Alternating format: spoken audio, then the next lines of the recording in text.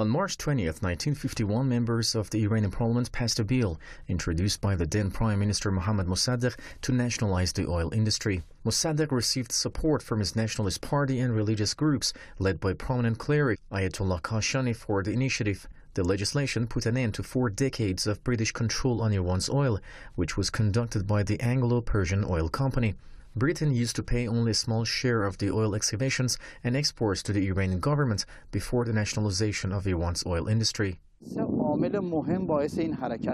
3 important factors were involved in the nationalization of Iran's oil industry. The first factor was the national convergence towards this issue. The second factor was the strong bond among the nation, religious groups, and the Nationalist Party. The third was the rivalries among the so-called big powers of the time.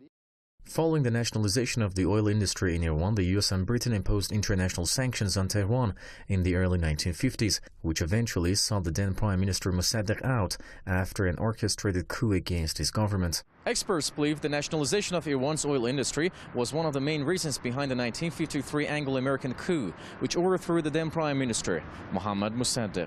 The coup saw the formation of an absolute US-backed monarchy under Iran's last Shah, Mohammad Reza Pahlavi, who was overthrown by the 1979 Islamic Revolution. A few years ago, the US Central Intelligence Agency, CIA, published for the first time a document confirming Washington's role in the 1953 coup against the democratically elected government of Mossadegh. The tangible benefits the United States gained from overthrowing Iran's elected government included a share of Iran's oil wealth, because before the nationalization of the oil industry, Britain was the only user of Iran's oil wealth. Iran is the first country in the Middle East which has proclaimed the nationalization of the oil industry. The event is not only significant in the history of the Iranian nation's anti-colonialist campaign, but is a defining moment in the history of the political developments of the Middle East. Samal Kujuri, Press TV, Tehran.